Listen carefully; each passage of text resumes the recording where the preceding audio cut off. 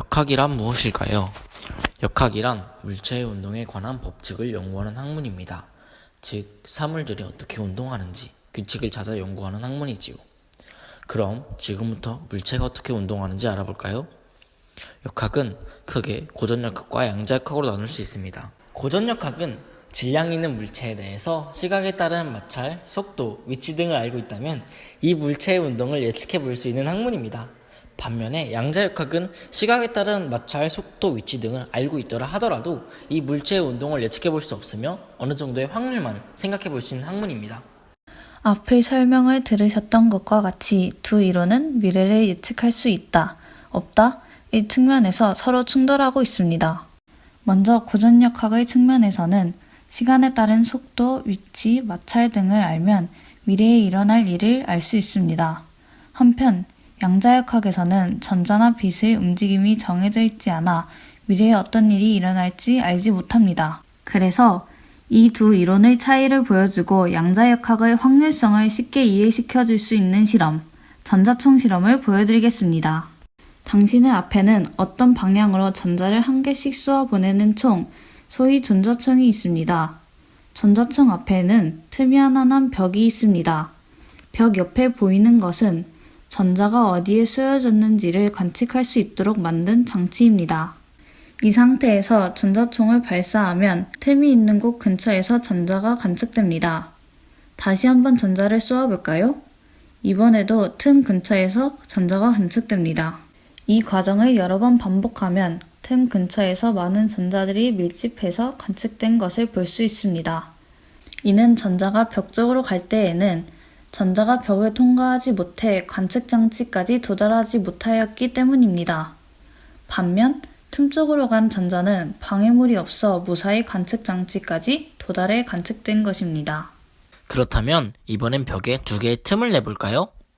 전자총에서는 앞과 같이 전자들이 사방으로 반복적으로 여러 번 쏘아집니다. 우리의 일반적인 생각으로는 전자들이 이렇게 관찰될 것이라고 생각할 수 있습니다. 하지만 우리의 예상과는 달리 전자들은 이런 모양으로 관측되었습니다. 이게 어떻게 된 일일까요? 고전역학의 입장에서 보면 말도 안 되는 일입니다. 여러분도 의아하시면서 실제 되나?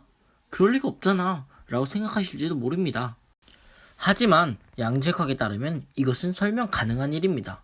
어떻게 가능할까요? 답은 간단합니다. 앞의 실험에서 당연하게 생각했던 논리를 깨트리면 됩니다.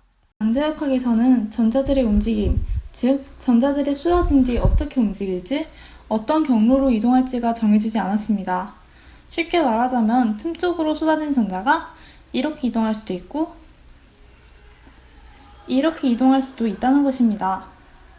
전자들이 관측되기 전까지는 전자들의 움직임이 결정되지 않기 때문에 어디에서 출몰할지 예측할 수 없습니다.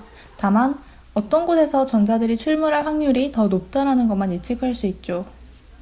예를 들어 틈이 두 개 난 벽일 때 관측된 전자들을 보면 더 빽빽이 밀집된 곳이 있고 덜 빽빽한 곳이 있습니다.